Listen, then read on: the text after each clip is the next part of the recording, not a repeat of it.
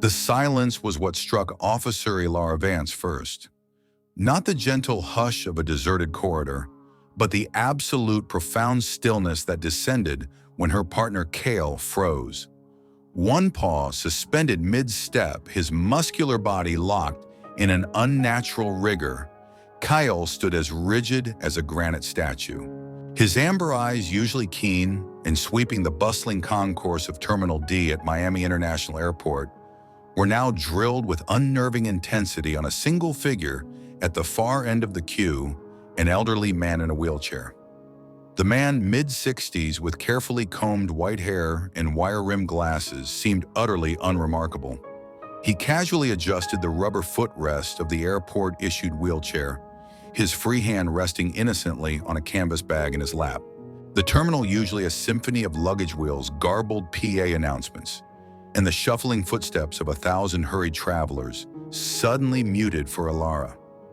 The distant buzz of international arrivals faded into a hollow drone, replaced by the frantic beat of her own heart. This was Cale's level red freeze, a rare, almost mythical alert within their K9 unit. It wasn't a growl of aggression, nor a bark of clear detection. It was a complete absolute stop, a primal instinct overriding years of rigorous training, a silent declaration of profound danger. It was the kind of alert that bypassed logic and plunged straight into the chilling certainty that something was fundamentally terrifyingly wrong. Ilara felt the familiar tingle at the base of her spine, a cold prickle that had nothing to do with the airport's omnipresent air conditioning.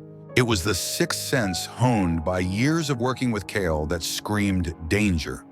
Here, now. It was a signal so definitive, so utterly unequivocal, that it plunged her into immediate high-stakes vigilance. Cale wasn't just detecting contraband. He was sensing a threat so deeply concealed, so meticulously designed to avoid detection, that only his raw, unfiltered instinct could pinpoint it. "Talk to me, boy." Ilara whispered, her voice barely audible above the distant hum of the terminal as they began their slow, deliberate approach. Every muscle in her body was coiled, ready to react. The throng of travelers, a river of humanity flowing towards baggage claim, and waiting families parted around them, oblivious to the invisible drama unfolding. The man in the wheelchair glanced up, a tired, almost apologetic smile on his face.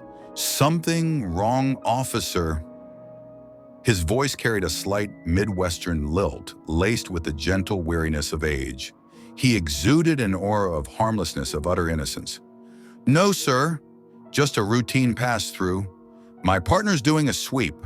Ilara replied, her voice calm, professional, masking the sudden frantic race of her pulse. She was keenly aware of the other passengers, their casual glances, their hurried steps. Any overt display of alarm might compromise the situation. The man looked at Kyle, a flicker of confusion in his blue, watery eyes. "He all right, I've got some almonds. Maybe he caught a whiff." Ilara saw the genuine concern, the lack of guile, and the overwhelming normalcy of the man. But she had seen Kyle alert on food before. This was different. His tail was rigid, held straight, ears slightly flattened, not aggressive, just intensely, terrifyingly alert. A young boy pointing a sticky finger piped up, "Look, Mom, the police dog is staring at that old guy." His mother, mortified, pulled him along quickly, whispering apologies, eager to remove her child from what she perceived as a potentially awkward public spectacle. "Sir," Ilara said, her voice firm now, the subtle shift in her tone signaling the shift in her purpose. "I'm going to need to ask you to step aside for a brief secondary screening. Just a precaution, we need to check the wheelchair." The man sighed, a sound of quiet resignation. "Of course, officer. I don't want trouble. Just want to get to my daughter." A nearby TSA officer, a veteran named Officer Ramirez, caught Ilara's eye, recognizing the unspoken gravity of her posture and the unusual intensity of Cale's alert. Ramirez immediately began to wheel the man toward a discreet screening bay, a small private room designed for more thorough inspections. Ilara keyed her radio, her voice crisp, her words precise. "Vance to Bay 4, non-combative alert on a wheelchair passenger, possible compartment alert, send diagnostic tools." This is a level red freeze. I repeat, level red. Get Adrian Petrov on standby." "Copy that. Bay 4 ready," came the reply. The voice of Adrian Petrov, a senior technician, calm and efficient, even amidst the sudden escalation. The reference to level red freeze was enough. Petrov would know this wasn't a standard narcotics or explosives alert. It was Kale's highest classification, a signal that something deeply, fundamentally wrong was present, something that defied the usual categories of detection. Ilara quickened her pace slightly, her boots clicking on the polished floor, coming alongside the wheelchair as they moved down the corridor toward the screening rooms. The man Elias Thorne, according to the passport he'd already pulled from his breast pocket, looked up at her with watery blue eyes etched with fatigue and bewilderment. "I hate to be a bother," he said, wincing slightly as the wheelchair bumped over an uneven section of flooring, a grimace of genuine discomfort. "Damn sciatica. This Lisbon airport insisted I take one of these contraptions. Too proud to admit I needed it, I suppose. Flights do a number on an old man's back, you know, especially red-eyes." He sighed, a sound of long-suffering weariness. "Just bear with us, Mr. Thorne," Ilara said deliberately, using his name, establishing a connection, a subtle reassurance. "We'll get this sorted quickly. It's just a precaution, nothing to worry about." The name Elias Thorne resonated in her mind, a ghost from a past investigation where a Captain Elias Thorne had initially doubted her, had challenged Kale only to be proven spectacularly wrong. The irony wasn't lost on her, now facing another Elias Thorne, an unwitting pawn in a far more dangerous game. Inside the screening room, the air was colder, more sterile, filled with the low hum of specialized equipment and the scent of disinfectant. Ilara watched as two agents helped Elias Thorne from the wheelchair. He moved stiffly, every joint protesting. "Been sitting too long," he explained with another grimace, stretching gingerly, his hands pressed to his lower back. "These flights, they cram you in like cattle. And then the lines at customs." His ID checked out perfectly, 67, retired civil engineer from Des Moines, Iowa, widowed 5 years ago, after a long, happy marriage on a European tour that had been a long-planned trip with a friend who canceled last minute, forcing him to go alone. No criminal record, no red flags. A profile so utterly mundane, so perfectly innocent, that it was almost suspicious in its banality. He was the epitome of the unsuspecting traveler. Yet Kale hadn't moved. His focus remained fixed on the wheelchair's footrest with disturbing, unwavering intensity, his amber eyes unblinking, his body still a statue of rigid purpose. He emitted a low, almost imperceptible vibration, a hum of concentrated energy that only Ilara could truly perceive. He was a living, breathing compass, pointing to an unseen truth. Adrian Petrov, a seasoned technician with 2 decades of experience in customs and border protection, approached with a specialized scanner. Petrov was a man who trusted his tools, his readouts, and his years of practical experience. He had seen every trick in the book, from false bottoms in suitcases to narcotics dissolved in shampoo bottles. He respected canines, but he relied on quantifiable data, on the precision of his instruments. "Let's go slow, Adrian," Ilara told him, her voice hushed, a warning underlying her calm tone. "We don't know what we're dealing with. Kyle's on a level red for a reason. He's not wrong about these." Adrian nodded, his expression neutral, but his eyes keen and experienced, held a flicker of curiosity. He crouched down, running a specialized wand beneath the footrest, watching the display for anomalies. Nothing.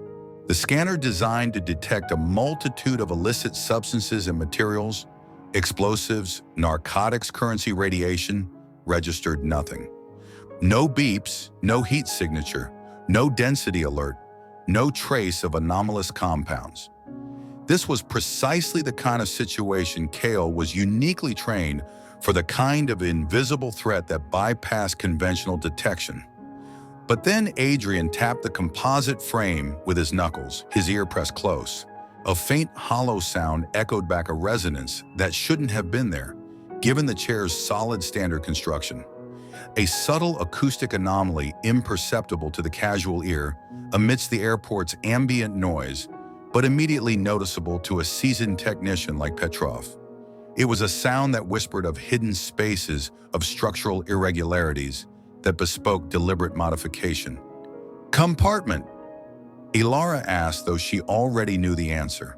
She'd heard that particular hollow sound before during training exercises with modified containers, a distinct resonance that signaled deliberate concealment. Has to be, Adrian confirmed, his voice dropping to a near whisper, a professional awe replacing his initial skepticism.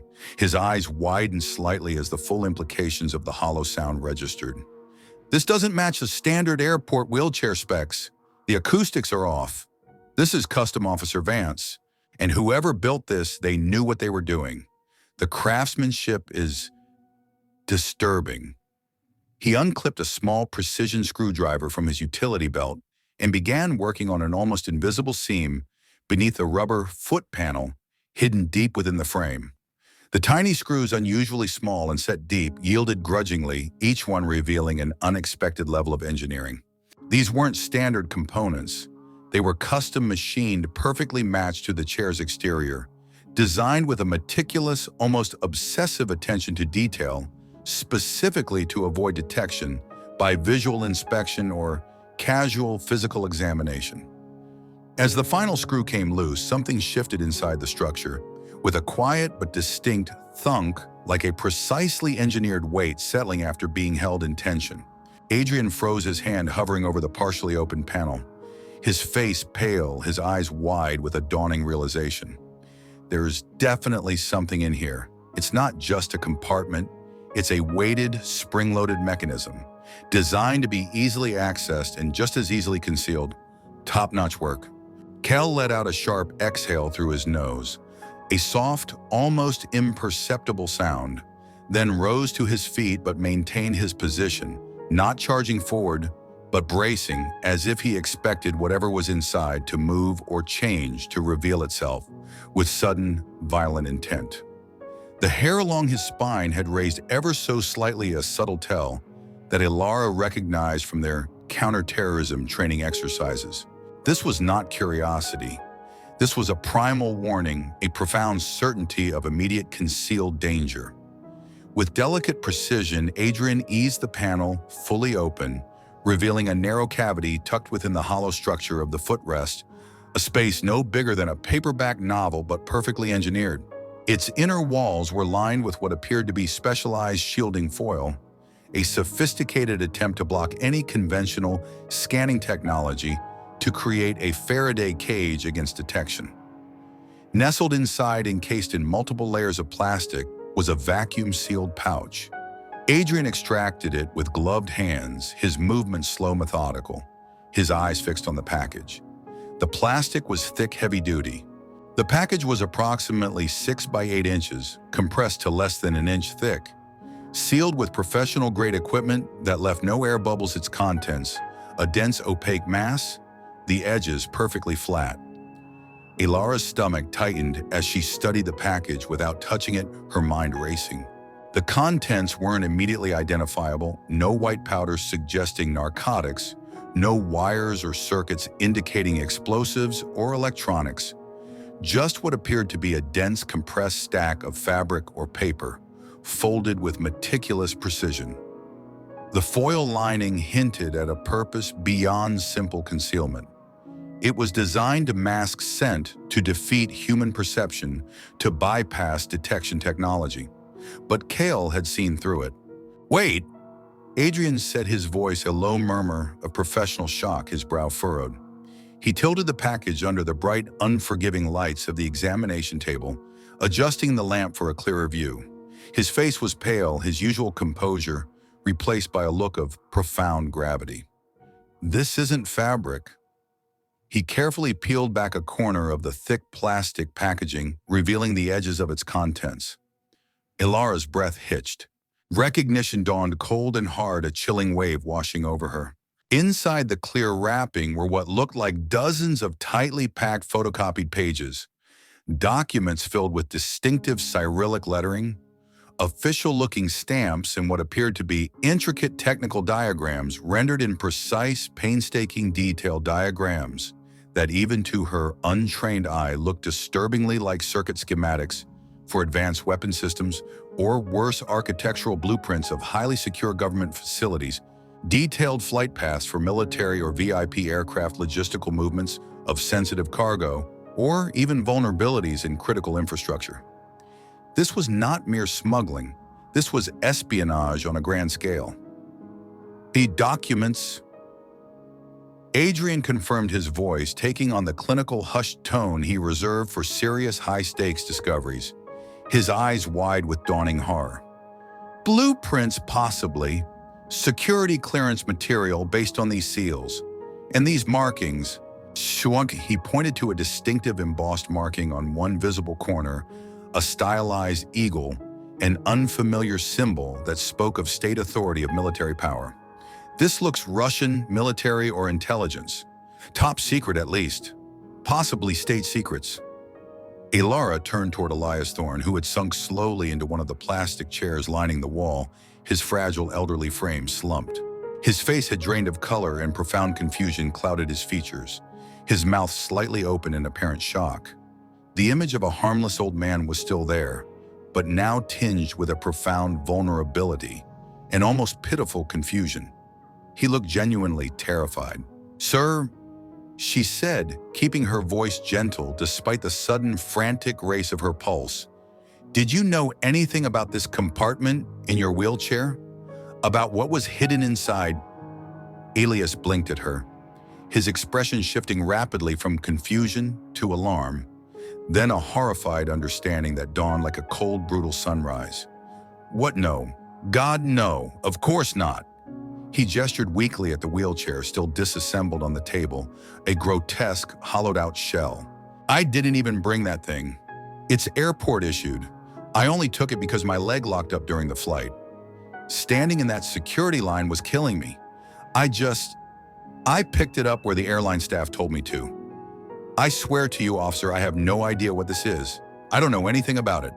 He looked genuinely stunned, his gaze darting frantically between Ilara and Adrian, and the ominous package on the table, then back to Ilara, pleading for understanding. "Are you saying there's... what contraband in that thing? In the chair I've been sitting in for hours? My God, what is that stuff? What are you saying? Am I in trouble?" Kyle finally broke his alert posture, padding forward to sniff more thoroughly at the open footrest, his nose working, confirming the source of the scent, acknowledging the threat was no longer contained but revealed.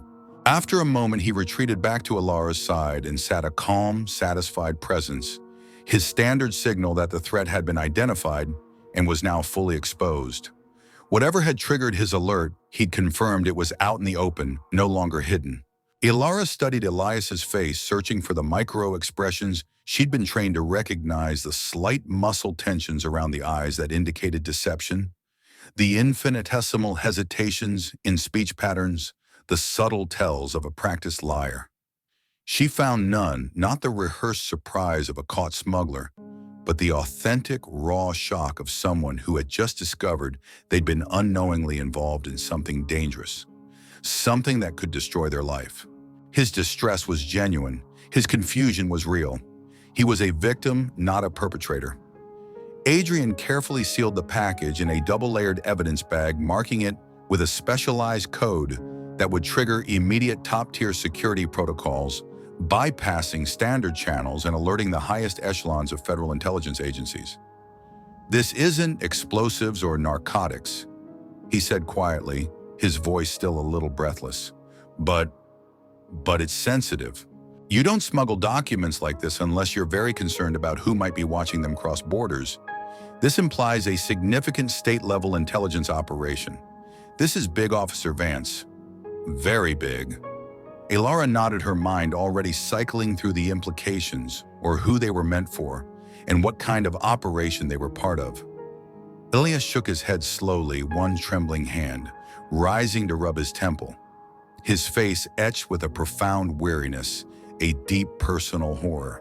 "I swear to you, officer, I had no idea. I didn't pack anything in that chair. I barely even wanted the damn thing. Took it out of simple necessity because my legs seized up. I just wanted to get home to my daughter." Alara believed him, and judging by Kale's relaxed posture and attentive expression, the dog did too. The dog lay quietly at her feet, occasionally casting a soft glance at Elias, his amber eyes betraying no malice, only a quiet understanding, a sentinel protecting the innocent. The wheelchair, now a silent monument to an averted crisis, had been disassembled piece by piece. Every screw, every panel, every component, no matter how minute, was tagged with individual evidence markers, meticulously photographed and then sealed in specialized tamper-evident bags. The entire unit now sat in secured storage behind Customs Inspection Room 4, its mundane exterior belying the sophisticated compartment discovered within its structure. It was a testament to the ingenuity and the cold precision of its creators. The documents, confirmed to be highly classified encrypted schematics and intelligence reports, had been carefully photographed, logged, and dispatched via secure armored courier to a federal office whose existence wasn't officially acknowledged on any airport directory. Alara knew better than to ask questions about that particular handoff. Some chains of custody were designed to remain opaque, shrouded in the need for operational security, accessible only to those with the highest level of clearance. This was one of them. Her current concern, however, remained intensely focused on Elias Thorne. He sat slumped in a cushioned chair in the corner of the waiting area, a figure of quiet, profound distress. His initial shock had given way to a quieter, more profound despair, mingled with a bewildered exhaustion. He clutched a paper cup of water between age-spotted, trembling hands, occasionally murmuring something about his daughter, Margaret Thorne Wilson, who lived in Coral Gables, and how she would never believe any of this. How she must be worried sick. The weight of an unknown danger had settled upon him, and it was almost heartbreaking to witness. His simple desire for a peaceful retirement, for a reunion with his family, had been brutally interrupted by a brush with a shadow war, a world he didn't understand. Alara pulled a chair across from him, its metal legs scraping softly against the polished tile floor. She settled into it, leaning forward with her elbows resting on her knees, a posture deliberately less intimidating than standing over him, a conscious effort to create a bridge of understanding and empathy. Kyle lay patiently at her feet, his head resting on his paws, his alertness undiminished, but his earlier tension now replaced with watchful calm. He was a silent observer, his presence a testament to the extraordinary events that had unfolded, a quiet reassurance in the sterile environment. "Mr. Thorne," she began, her voice pitched low and steady, radiating a quiet assurance, cutting through the hum of the air conditioning and the distant airport sounds. "I need you to walk me through everything again, from the moment you arrived at the Lisbon airport until you landed here in Miami. Every detail, no matter how small, could be important. Don't leave anything out." Elias looked up, the harsh overhead lights reflecting off his wire-rimmed glasses, blurring his already watery blue eyes. He looked utterly spent.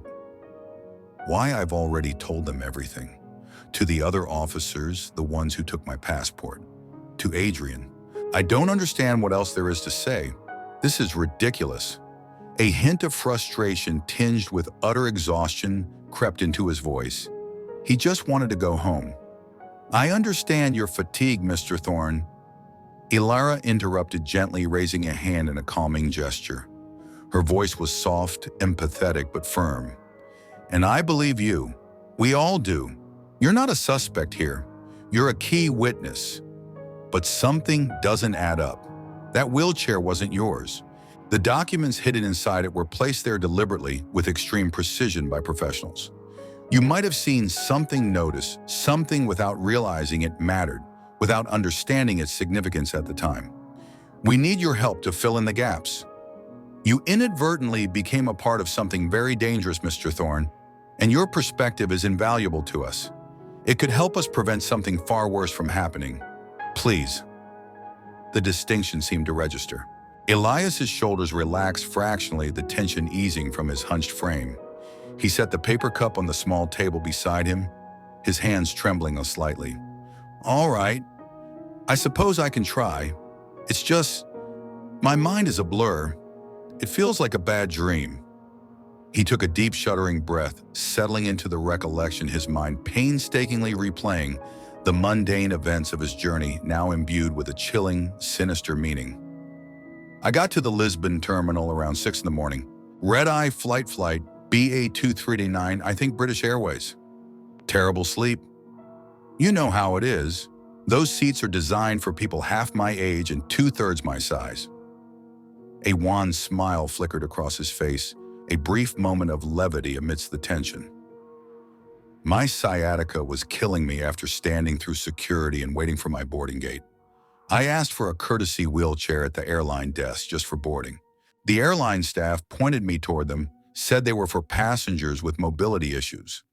There was a row of about 20 wheelchairs lined up near Gate 14, just past the duty-free shop.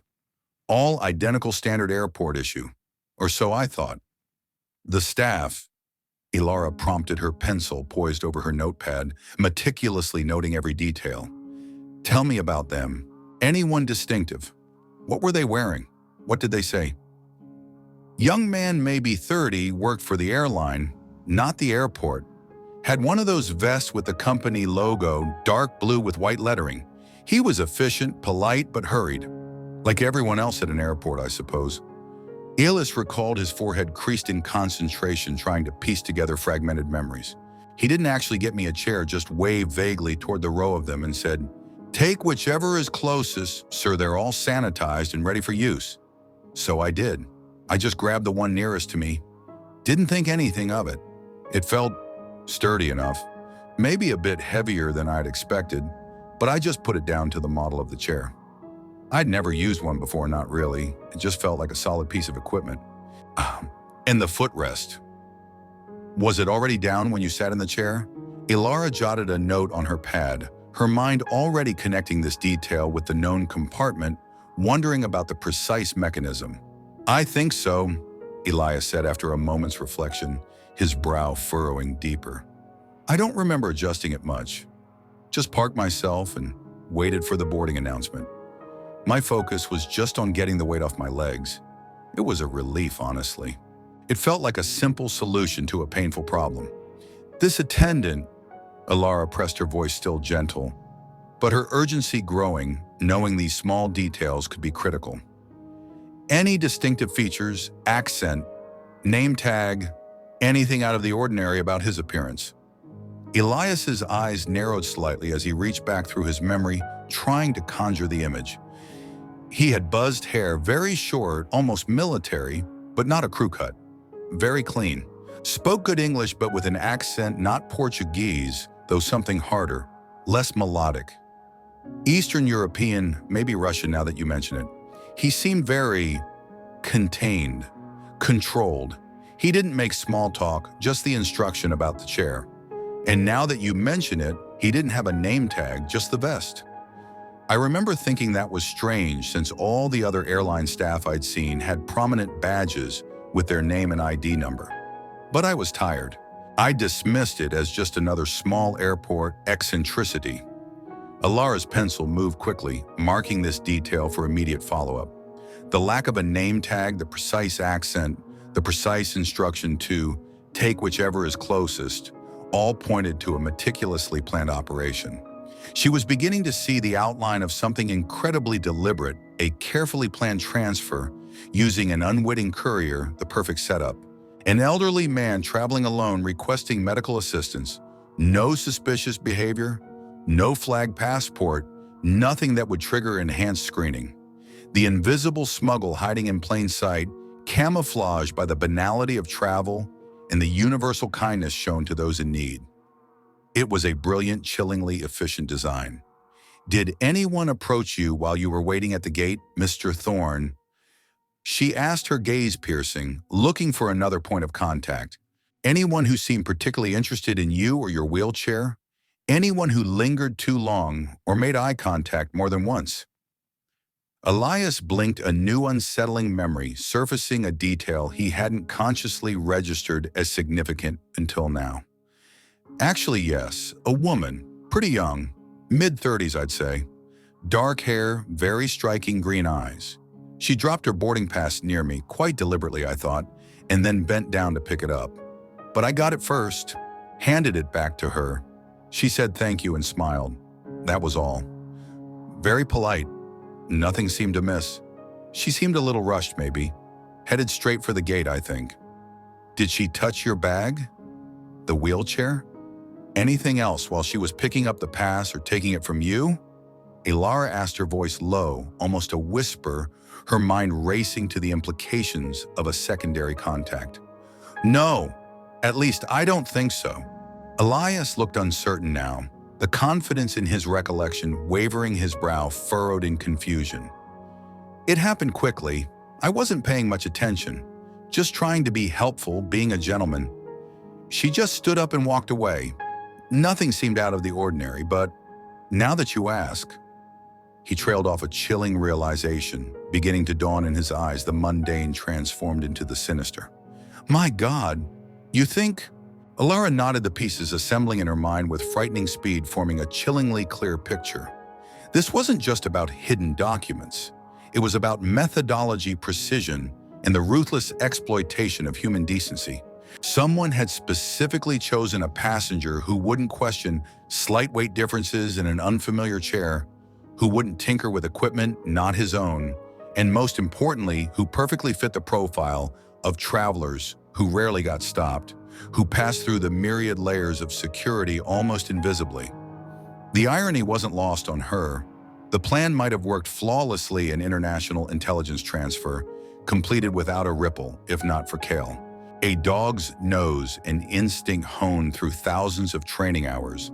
A moment of absolute stillness that had said clearer than words, something here is wrong, profoundly wrong. Sanararana, the subtle scent of the adhesive used to create the compartment, the infinitesimally minute chemical signature of the specialized shielding foil, the almost imperceptible degradation of the paper itself. These were the invisible threads Kale had followed, the clues that had bypassed human senses and technological barriers. Mr. Thorne, Ilara said, setting her notepad aside, her voice soft but firm, her decision made. You're not in trouble, but we'll need to hold you a bit longer while we verify some details and complete our documentation. We'll arrange a comfortable place for you to rest, and we'll coordinate with your daughter. Elias nodded, resignation evident in the slump of his shoulders. I understand. I want to go home. And please call my daughter Margaret Thorne Wilson. She's expecting me for dinner tonight in Coral Gables. She'll be worried sick. My God, what a mess. I can't believe this is happening. Ilara offered a reassuring smile, genuine warmth replacing her professional demeanor. We'll take care of it, I promise. We'll make sure she knows you're safe, just delayed by an investigation. And we'll explain it was no fault of your own. You did nothing wrong, Mr. Thorne. She stood stretching discreetly to ease the tightness in her lower back from hours of tension. Kel rose silently beside her, his movements fluid and graceful, despite the long day, his watchful amber eyes mirroring her own quiet determination. You know, she said softly to her partner as they stepped away from Elias, leaving him in the care of another agent who would take him to a private lounge. You just saved an innocent man from being framed for international espionage. You saved his life from being completely destroyed, Kyle. Kyle looked up at her, his amber eyes holding hers for a moment before he blinked slowly, what Ilara had come to interpret as his version of acknowledgement, his quiet understanding. Then he turned his attention back to the corridor, ever watchful, ever alert. Just another day at work for him, another scent detected, another threat neutralized. But for Elias Thorne, it had changed everything. His ordinary retirement plans had brushed against the chilling edge of a shadow war, and only a dog's unwavering instinct had pulled him back. Officer Ilara Vance splashed cold water on her face at the customs breakroom sink. 20 hours into what should have been a 12-hour shift, fatigue was settling into her bones like an old friend, a dull ache in her shoulders, a buzzing behind her eyes. She studied her reflection in the spotted mirror. Outwardly, she looked composed, dark hair pulled back into a severe bun uniform, still crisp despite the long hours. But behind her eyes, thoughts raced, connecting details, seeking patterns, refusing to surrender to exhaustion. The air conditioning was a cold balm on her skin, but it couldn't penetrate the deeper chill of the unknown that had settled around her. Kyle had never been wrong. Not once in their 4 years of partnership, not during the grueling K-9 specialty training in Georgia, where he'd consistently outperformed dogs from agencies across 3 countries, earning him the nickname Ghost for his uncanny ability to find hidden scents where none seemed to exist. He'd been trained by the legendary Master Sergeant Garrett Finch, whose unconventional methods had once been controversial, but were now proving revolutionary. Cal's accuracy was legendary, and the department whispered about in hushed tones, a source of both immense pride and subtle resentment among more traditional officers. And his freeze response that moment, when he stopped cold and stared without barking, was his rarest, most definitive alert, reserved for situations of absolute certainty, for threats of profound hidden significance. Today it had saved an innocent man from being ensnared in a web of international intrigue. He'd frozen in front of a wheelchair occupied by a man who turned out to be completely innocent. That part still bothered her, not Cale's behavior, but the sheer audacity and precision of the setup that had nearly snared Elias Thorne in something far beyond his understanding.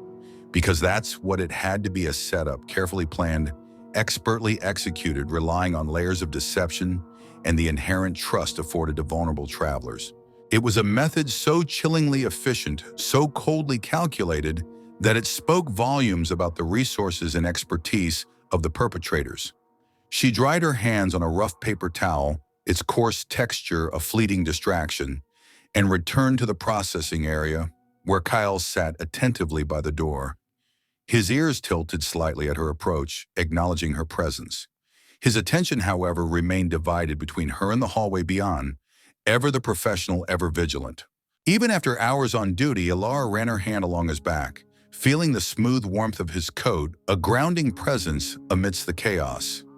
He was her anchor, her confidant, her living, breathing instrument of justice. A thick brown file marked with a series of alphanumeric codes that hinted at its highly classified nature had been delivered by a secure courier just minutes earlier. Inside was a preliminary assessment from the Federal Forensic Unit that had examined the documents found in the wheelchair. The report confirmed their initial suspicions with troubling details. No explosives, narcotics, or currency, nothing triggering standard alerts that would have flagged the package for normal customs inspection.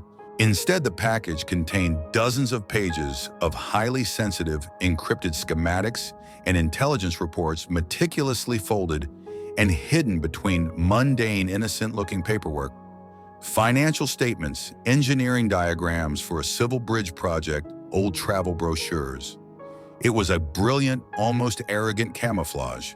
The schematics, translated by a rapid response team of linguists and engineers, detailed airport cargo routes, customs inspection schedules, and shift patterns for international freight at 3 major ports: Lisbon, Barcelona, and most concerning, New York's JFK.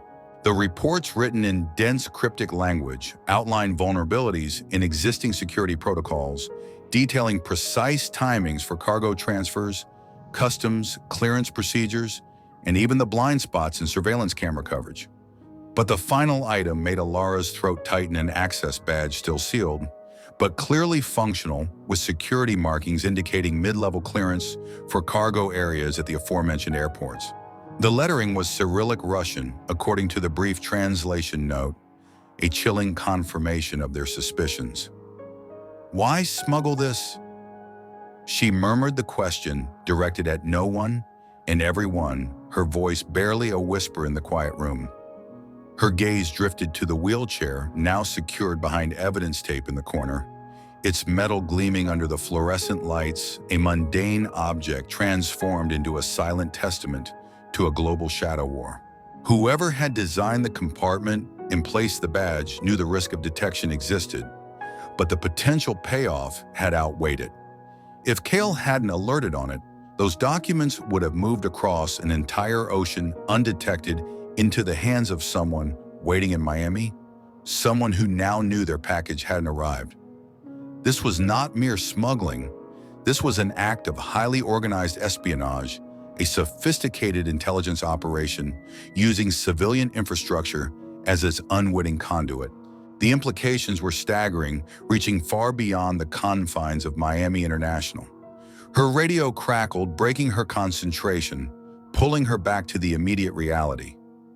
Vance's surveillance review is complete. You might want to see this immediately. It confirms some of our worst fears. The voice was Luca Reyes, their primary video analyst. Ilara felt a fresh surge of adrenaline. She headed upstairs to the security monitoring center, Cal padding silently beside her, his nails clicking softly on the tile flooring of the back quarters, a steady, comforting rhythm, a silent partner in the unfolding drama. The small room was filled with the cool blue glow of multiple screens, where Luca Reyes, a former NYPD officer with a talent for video analysis, hunched over a keyboard, his fingers flying across the keys.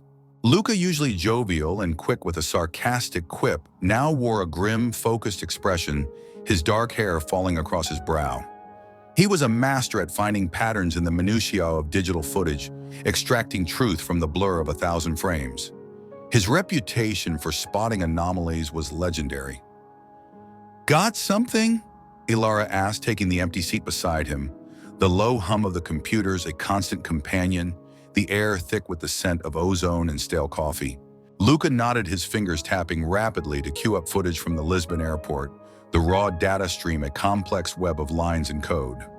International Surveillance Coordination pulled video from Lisbon's departure terminal. This is from just before Elias Thorne boarded his flight BA-239. We've synchronized the feeds from multiple cameras. Watch closely. The main screen showed grainy but clear security footage of the gate area. Elias Thorne sat alone in his wheelchair, positioned near a bank of windows overlooking the tarmac, his canvas bag resting in his lap, as other travelers moved around him in the pre-boarding bustle. The scene was mundane, unremarkable, a fleeting moment in the vast tapestry of global travel, a snapshot of ordinary airport life. Luca pointed to a figure entering the frame, his laser pointer, a tiny red dot on the screen, highlighting a subtle movement. Male, short haircut, athletic build, wearing what appeared to be an airline staff vest, carrying a clipboard, this guy. He's been edited into the usual attendance rotation. Watch him carefully. He's the one your witness, Elias Thorne, described. The attendant with no name tag. Ilara leaned closer, her eyes narrowed immediately, recognizing the details Elias had provided. The buzz cut the gate, the specific vest. "That's not a real airline badge," she said immediately, her training kicking in, recognizing the wrong color placement, a subtle but crucial detail most passengers, even most airport staff, would never notice. The badge was designed to mimic authenticity, but had a deliberate, almost arrogant flaw in its design, a tell for those who knew what to look for. "Exactly," Luca confirmed, a grim satisfaction in his voice. "We ran it through database verification. The colors are reversed from authorized credentials, an old counter-surveillance trick away for agents to identify their own in a busy environment without a direct verbal cue. A subtle identifier. The vest is a standard uniform, but the badge is a dead giveaway. Now watch this next part. This is where it gets interesting. It's the full sequence." The man, later identified as Viktor Volkov, a known operative with links to Eastern European intelligence, paused near Elias Thorne, his movements casual, almost lazy, designed to blend into the background hum of the airport.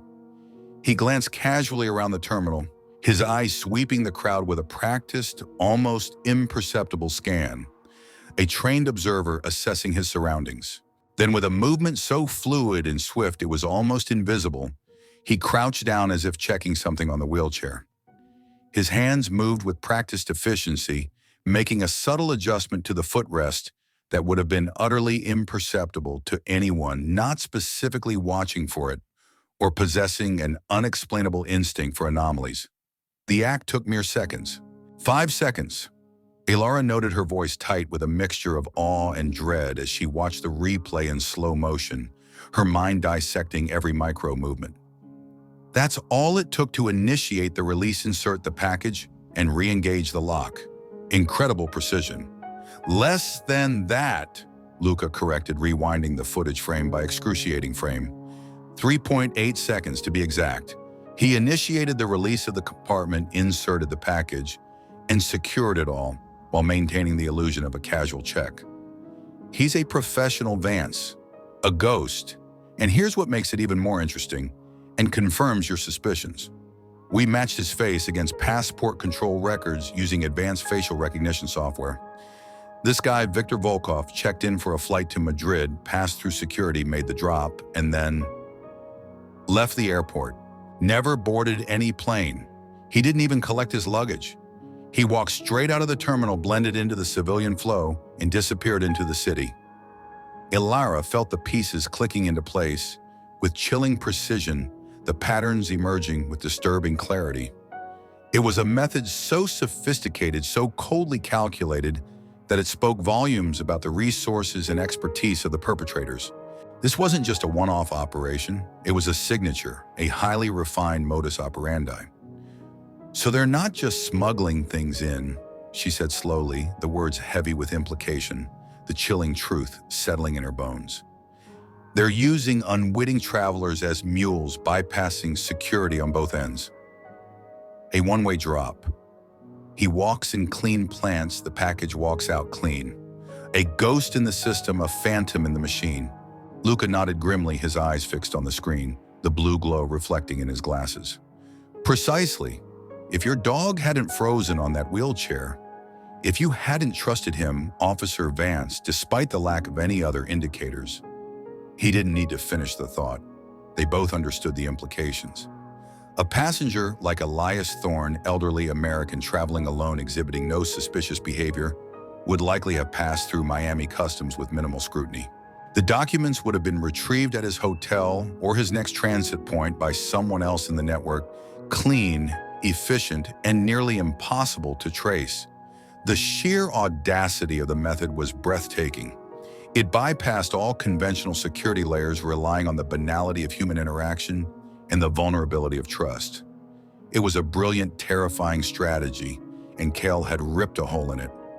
Ilara's mind raced through the terrifying possibilities. An operation this sophisticated suggested resources far beyond ordinary criminal enterprises. This had the hallmarks of something state-sponsored intelligence gathering counterintelligence, using civilian infrastructure as cover for geopolitical maneuvers. This wasn't the work of a simple smuggling ring, it was the precision of a state actor. And Cale, her extraordinary K-9 partner, had caught it with nothing more than his nose and his training.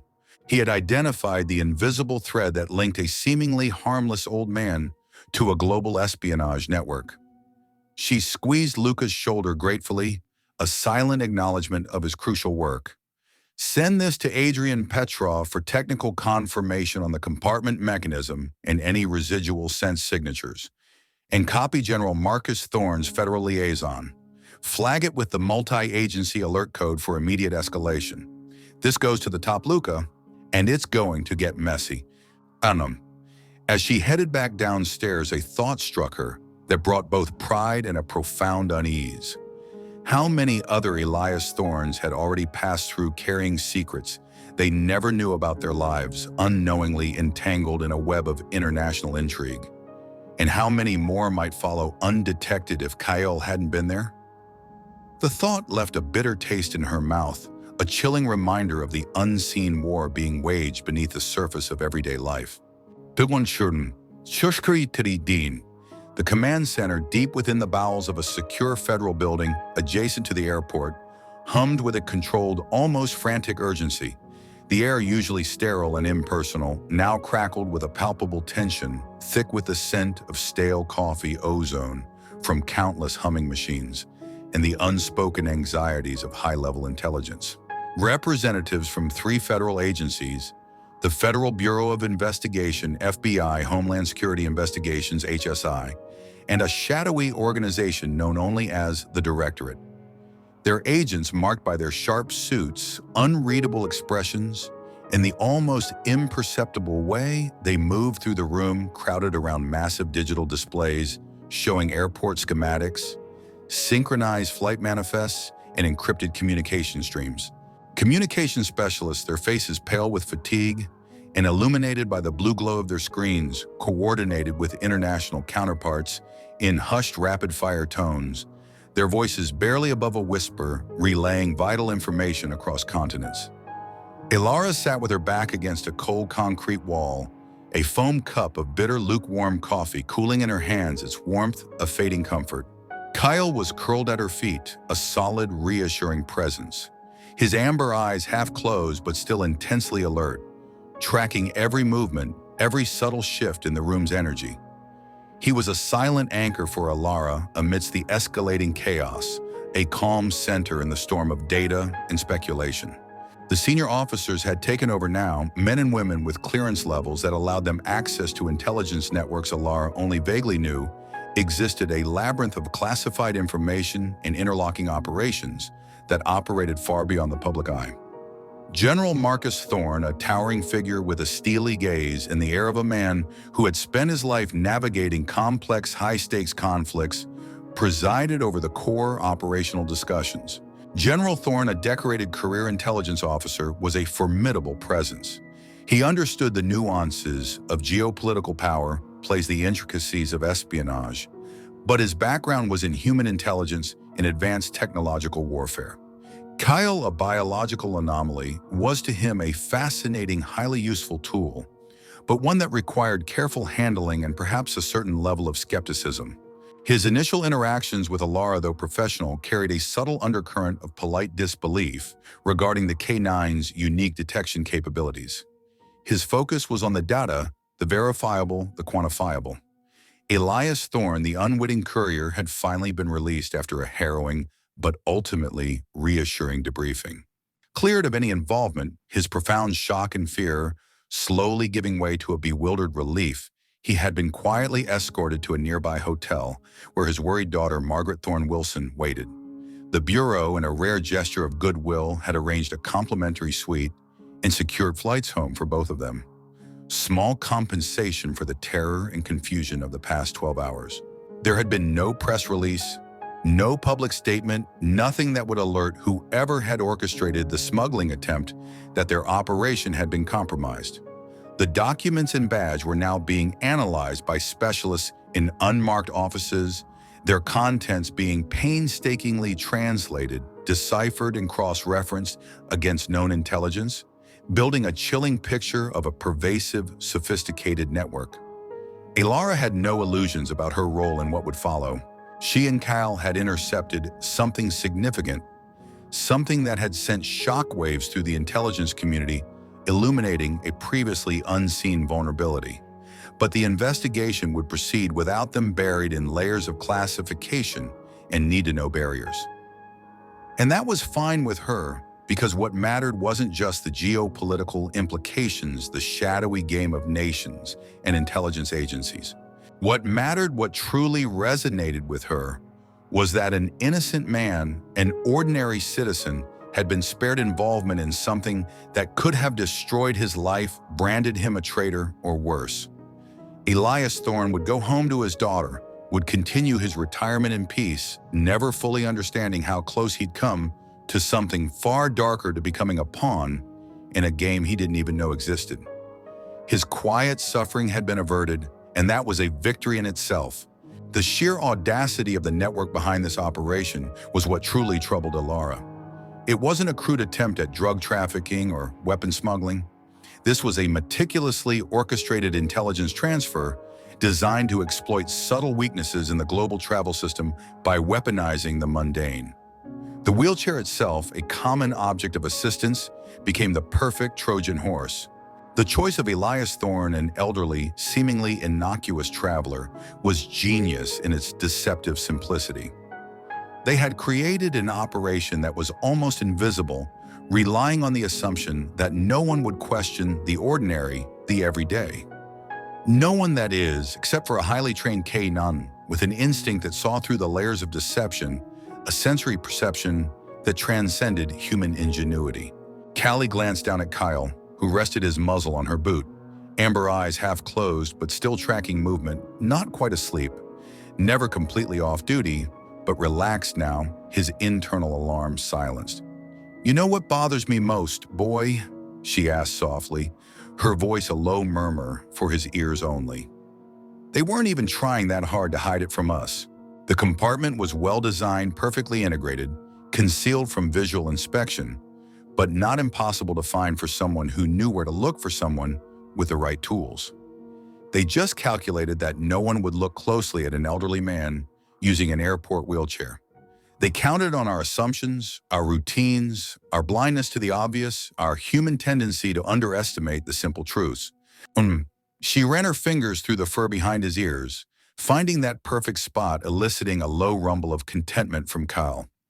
His coat was soft now that the workday tension had eased, the residue of fear and adrenaline slowly dissipating.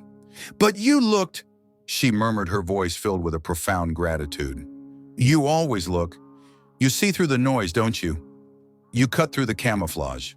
Kel blinked slowly as if to say he understood more than human language could express. His gentle nudge against her leg, a quiet confirmation. Everyone in there is focused on the big picture. She continued, nodding subtly toward the glass-walled conference room where General Thorne and other officials still huddled around, displays their voices a low murmur of strategy and speculation. International smuggling networks, intelligence operations, counterterrorism, implications, geopolitical ramifications. She sighed, fatigue seeping into her bones, a heavy blanket of exhaustion settling over her. And that matters. I know it does. This could be a major break in a shadow war, prevent future attacks, expose dangerous actors. But you know what really mattered today, Kale? What truly resonated? She paused, watching a maintenance worker pass by, pushing a cart of cleaning supplies toward the main terminal, his figure a silhouette in the artificial light. It was Elias. Just one man, an innocent, kind old man, who almost got tangled in something terrible, something he couldn't possibly comprehend. That's what matters most to me. You saved him from becoming collateral damage in someone else's game. You gave him his life back, Kyle. That's the real victory. Across the Atlantic, in a stark, windowless office buried deep within a nondescript government building in a sprawling European capital, a man known only as the Architect reviewed the latest intelligence report. His face, etched with the cold calculation of years spent in the shadows, remained impassive, but a subtle tension tightened the muscles around his jaw. The reports of the failed transfer in Miami were concise, brutal in their efficiency. Package intercepted, contents recovered, courier released, deemed innocent. But the key detail was the method of detection, K9 alert. Unconventional. The Architect, a master of clandestine operations, had orchestrated hundreds of such transfers. His network relied on exploiting human vulnerabilities, using the mundane as camouflage. An elderly man in a wheelchair. A common airport courtesy was the perfect cover. He had chosen Elias Thorne specifically because of his unremarkable profile, his recent bereavement making him less likely to notice subtle deviations, and his destination with family in a low-risk area. The wheelchair had been specially modified by his engineering team, its compartment designed to defeat standard X-rays, chemical sniffers, and even the most vigilant human eye. It was flawless. It should have been flawless. "A dog," the Architect finally murmured, his voice a low, dangerous hiss cutting through the quiet of the room. His lead operative, Victor Volkov, stood rigid before him. Victor, the man who had made the drop in Lisbon, was one of his best, precise, disciplined, utterly loyal. But even Victor had failed to comprehend the breach. "Yes, comrade, a Belgian Malinois. Report states a freeze alert. Unseen by human handlers. Standard detection technology registered nothing. The dog simply stopped, focused entirely on the footrest." Victor's voice was strained, struggling to convey the inexplicable. The Architect closed his eyes, picturing it. The highly disciplined K9s. He had accounted for them. His engineers had tested the shielding, the vacuum seal, the low volatile compounds of the paper and ink. They had even inoculated the compartment against the faint scent of his own agents. But an alert so subtle, so primal, yet so undeniably accurate, was an anomaly. a profound miscalculation. This was not a technological failure. It was a biological one, an unforeseen variable. Identify the handler. The architect commanded, his eyes snapping open, cold and calculating. And the dog. I want their profiles, their routines, their history, every detail. This cannot happen again. The data in that package was crucial. We need to understand this breach. How did they see through the layers of deception? How did they detect what our technology, what our human intelligence could not? His mind, a labyrinth of strategic thought, immediately shifted from recovering the package to understanding the threat. This dog, this handler, represented a new, unpredictable element in his carefully constructed shadow war. They had breached his impenetrable shield. They needed to be analyzed, neutralized if necessary. Chamakum.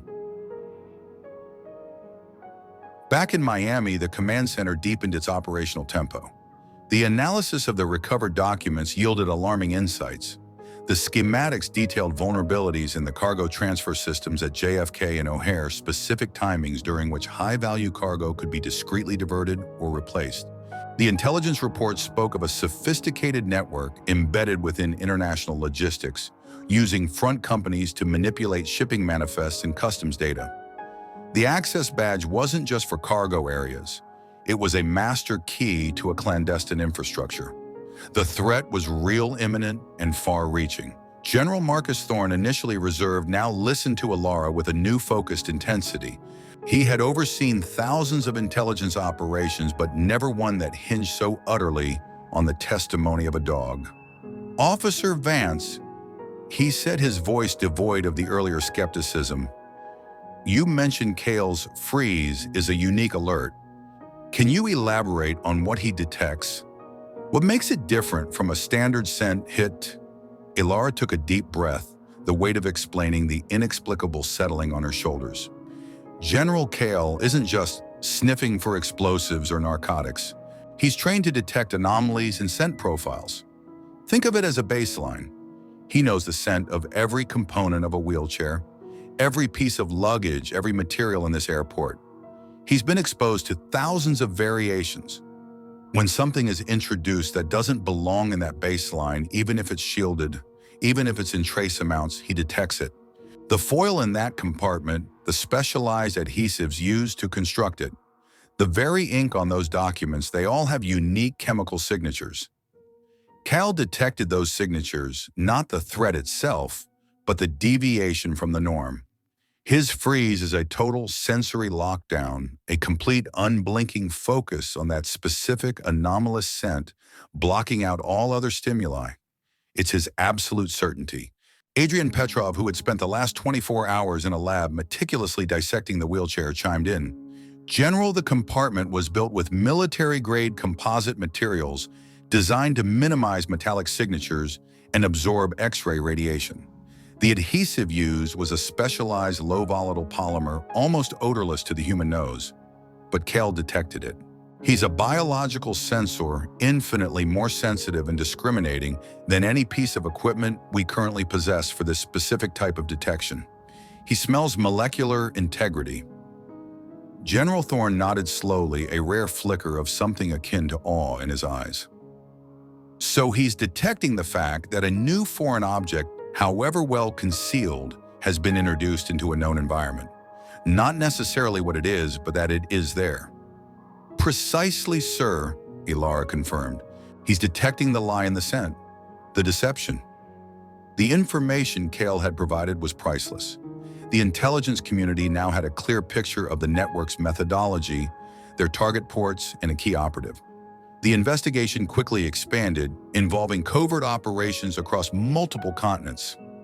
Alara and Cale found themselves pulled into the periphery of this shadow war, providing consultation, their unique expertise now highly valued. But with that value came an unseen danger. Subplot 2, the hunt for the breach. The architect, haunted by the inexplicable failure in Miami, dispatched his own counterintelligence teams. Viktor Volkov, the Lisbon operative, was debriefed ruthlessly. He insisted he had followed every protocol. The wheelchair had been checked by his own team beforehand. The transfer was seamless. The only variable was the K9. The architect suspected a human leak, perhaps a disgruntled customs agent, a rival intelligence agency's plant. He deployed a series of ghost operatives highly trained in surveillance and infiltration to Miami International, their objective to identify the exact point of compromise. They reviewed all public surveillance footage of Terminal D from the time of the incident, searching for any anomalous human behavior near Elias Thorne. They cross-referenced airport staff rosters seeking any recent hires or transfers who might be connected to intelligence agencies. They knew the package had been intercepted, but they didn't know how. They assumed a human source a snitch. This misdirection worked in Ilara and Cale's favor initially, but it also brought them unwittingly into the crosshairs. One evening as Ilara was leaving the airport after a late shift, a nondescript sedan, its windows tinted, dark, lingered a little too long in the parking lot. Kyle, usually relaxed during their drive home, stiffened in the passenger seat. His nose twitched, his head swiveled, his low growl a barely audible rumble. "What is it, boy?" Ilara murmured, her hand resting on his tense leg. Cale barked sharply once, then resettled, his eyes fixed on a figure walking casually through the parking garage, a man wearing a baseball cap pulled low.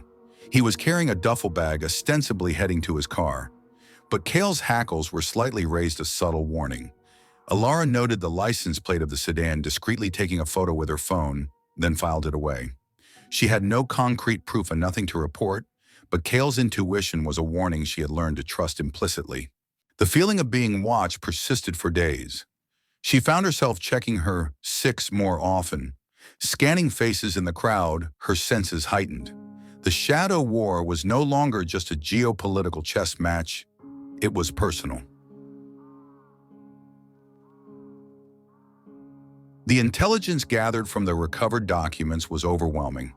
The network was planning a major operation, a high-stakes intelligence transfer, targeting a NATO summit in New York City in just 3 weeks. The access badge found in the wheelchair was a crucial piece of the puzzle designed to facilitate entry into the highly secure cargo areas of JFK International Airport, allowing the network to bypass customs and deliver a payload directly to a waiting operative. The payload General Thorne's analyst now believed was not another batch of documents, but something far more insidious, a sophisticated cyber weapon designed to cripple critical communication infrastructure during the summit, sowing chaos and destabilizing the region.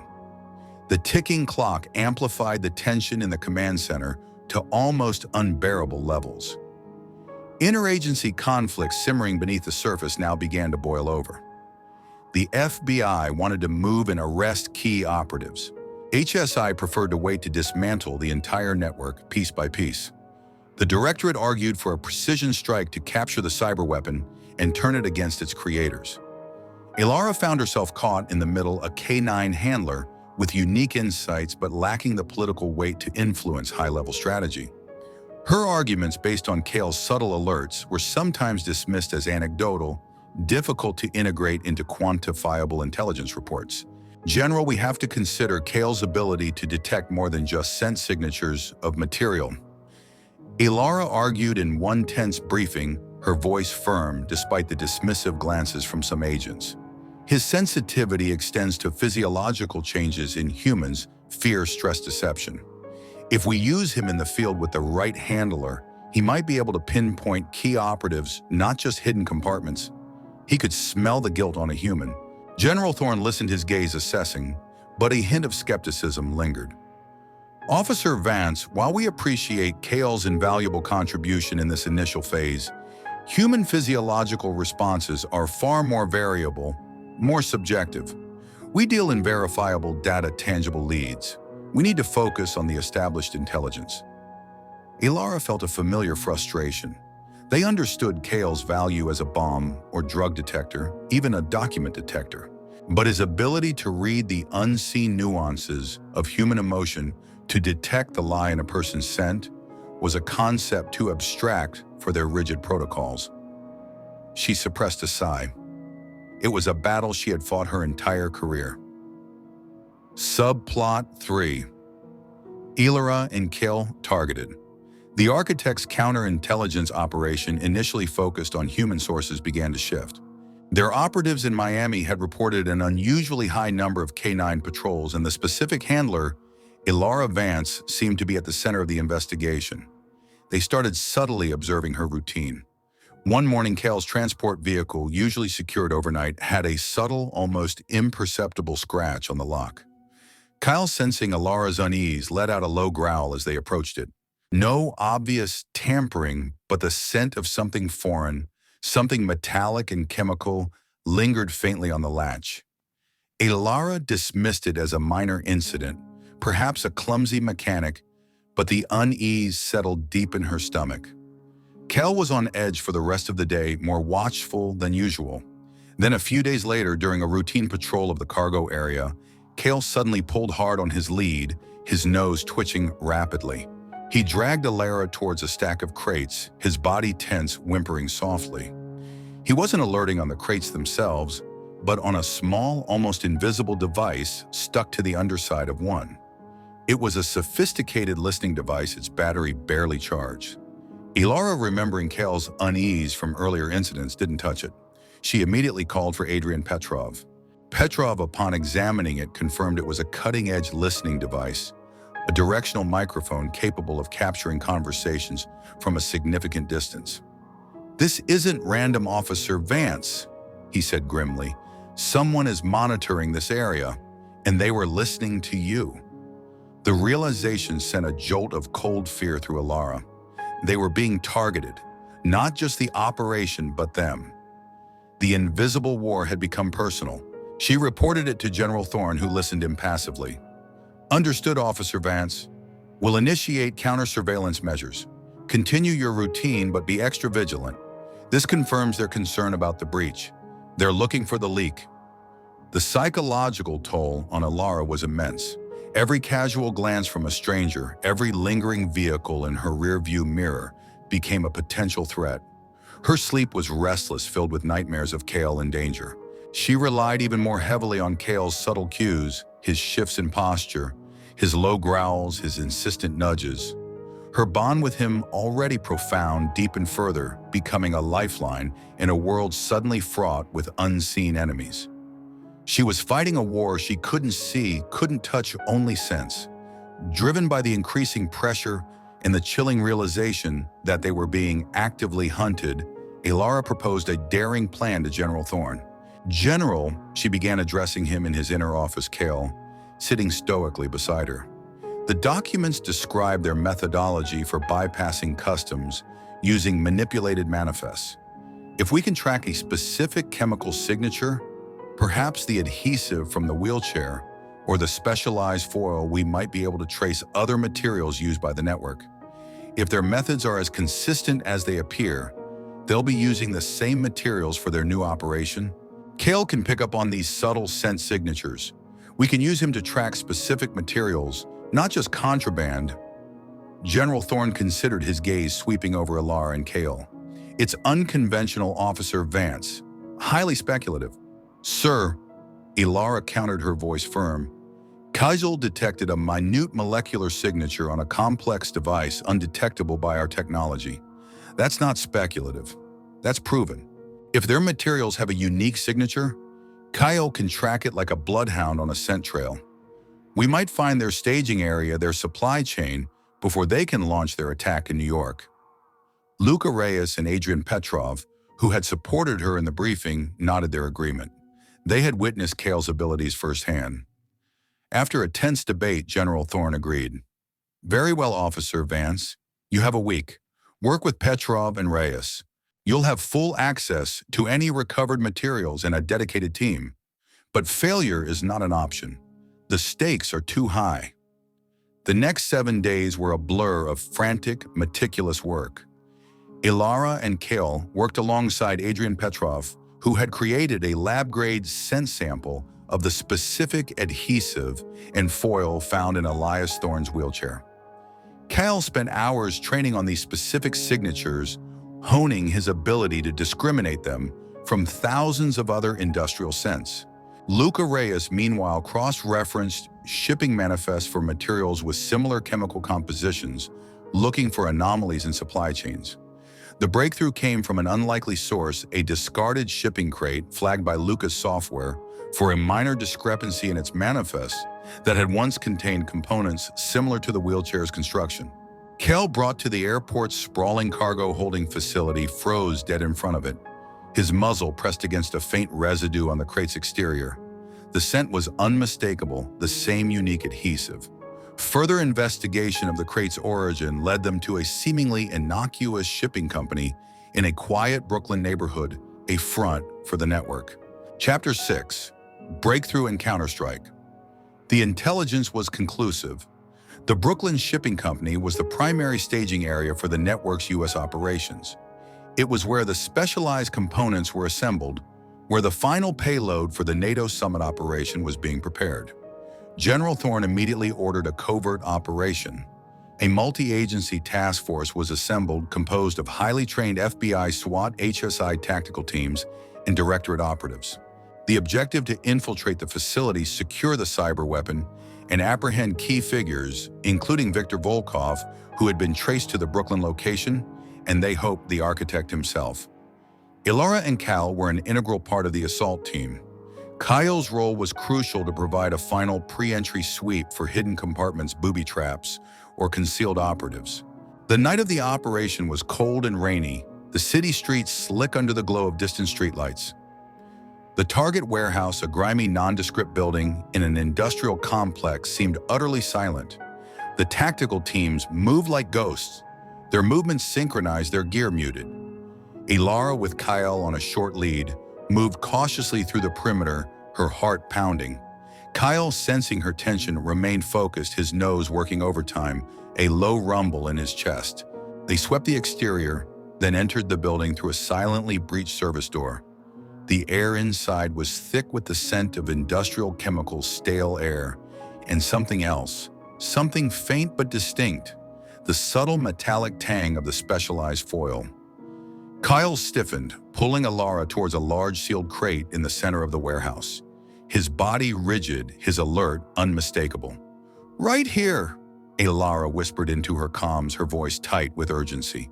"Kyle's got a level red on this crate. Possible secondary compartment, possibly the payload itself." The tactical team moved in with swift precision. Under the trained eye of Adrian Petrov, who had arrived with specialized equipment, the crate was quickly opened. Inside, nestled amidst a seemingly innocuous shipment of industrial parts, was another expertly crafted compartment, almost identical to the one in the wheelchair, but larger. And inside it, secured in a specialized lead-lined casing, was the cyber weapon, a device of terrifying complexity, capable of wreaking havoc on a global scale. As the tactical team secured the weapon, a figure emerged from the shadows, attempting to flee through a side exit, Viktor Volkov, the Lisbon operative. But Kale, sensing the shift in the air, the sudden surge of adrenaline and fear emanating from the man, pulled Ilara forward. He barked a sharp, insistent sound, drawing the attention of the closest FBI agents. Viktor, caught off guard by the K-9's sudden direct focus, hesitated and was quickly apprehended. The operation was a resounding success. The architect, later identified as a high-ranking official within a rogue faction of a foreign intelligence agency, was arrested in a coordinated raid in Brussels based on the intelligence gleaned from the documents. The global network was dismantled, its assets seized, its operatives apprehended. The geopolitical implications were immense. A silent victory in a war the public would never know was fought. The immediate aftermath of the successful counter-operation was a strange mix of elation and profound exhaustion. The adrenaline crash left Ilara feeling hollowed out, her muscles aching, her mind buzzing with the events of the past weeks. The quiet triumph was tempered by the chilling realization of how close they had come, how easily the world could have been plunged into chaos. The formal debriefing was held in a secure conference room far from the airport's bustle. General Marcus Thorne, his face unreadable, addressed the assembled team. The intelligence provided by Officer Vance and Kyle was instrumental in this operation. He stated, his voice clear and authoritative. Their unique detection capabilities, particularly Kyle's freeze alert, identified a critical vulnerability in a highly sophisticated intelligence network. Their perseverance and Officer Vance's unwavering trust in her partner allowed us to uncover a plot that could have had catastrophic global consequences. This represents a paradigm shift in how we approach intelligence gathering and counterespionage. Kyle's abilities are unparalleled. The discussion then shifted to policy changes. General Thorne announced a new initiative to integrate advanced K-9 units into federal intelligence operations, with specialized funding for research into Kale's unique detection capabilities. Ilara found herself promoted, transferred to a newly formed highly classified unit where she and Kale would train other elite K-9 teams and consult on high-stakes cases. It was a moment of profound professional recognition, a vindication of every battle she had fought to prove Kale's worth. A few days later, as the dust settled, Elias Thorne, accompanied by his daughter Margaret, made a final visit to the airport, not as a passenger, but as a civilian guest. He was still visibly shaken, but immense relief softened the lines of his face. He found Ilara and Kale in a quiet corner of the terminal, far from the bustling crowds. "Officer Vance," Elias began, his voice thick with emotion. I don't know how to thank you. And Kale." He knelt stiffly, his gaze fixed on the dog, his hand reaching out cautiously. Kyle, sensing the man's sincerity, gently nudged his hand, then rested his head on Elias's knee, a silent gesture of comfort and acceptance. "You saved my life, you know," Elias continued, tears welling in his eyes. "Not just from being framed, but from the sheer terror of not knowing. Margaret told me what was in that wheelchair. I wouldn't have survived it, the accusation, the shame. You gave me my peace back, my family's peace." Margaret, tears streaming down her face, embraced Ilara. "We are forever in your debt, Officer Vance. You and Kale are true heroes." Ilara felt a lump in her throat, a warmth spreading through her chest. "He's just doing his job, Mr. Thorne," she replied softly, her hand stroking Kale's fur. "He just happened to be in the right place at the right time, and I just happened to trust him." Her internal reflection on the nature of heroism was a complex tapestry. Kyle wouldn't wear a medal.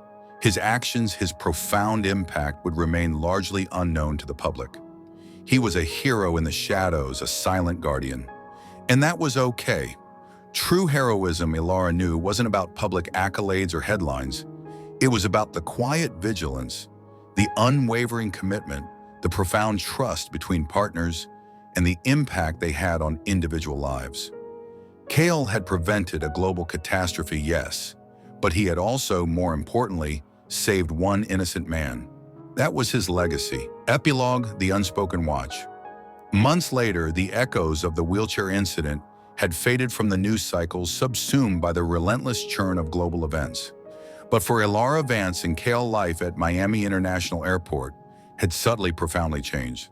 They still walk the terminals, patrolling the bustling concourses, a familiar sight to frequent flyers and airport staff. But now their presence carried a new aura of quiet significance, a deeper layer of unspoken understanding. Kyle, in his specially designated, climate-controlled kennel, still received his meticulously measured meals and his favorite squeaky toy. His routine was the same, his contentment unwavering. But the knowledge of the shadow war he operated in, the invisible threats he quietly neutralized, had deepened the bond between him and Ilara. He was more than a partner. He was a confidant, a silent witness to the intricate dance of good and evil. The airport, too, bore subtle marks of their impact. New protocols were quietly implemented, new training modules developed incorporating Kale's detection methodology. Customs agents were given advanced training in identifying the minute anomalies in passenger profiles, and a small, highly specialized team of K-9 handlers, personally trained by Ilara and Finch, were integrated into high-security operations. One afternoon, as the sun hung low over the parking structure, casting long shadows across the tarmac, Ilara and Kale completed their final patrol of the day. The air was warm and humid, thick with the scent of jet fuel and distant ocean. Kale walked at her heel, his amber eyes bright, his movements fluid and graceful. He was an instrument of justice, a protector of the innocent, a silent sentinel against the unseen. He wouldn't wear a medal, wouldn't appear in headlines. Most passengers would never know what he'd prevented.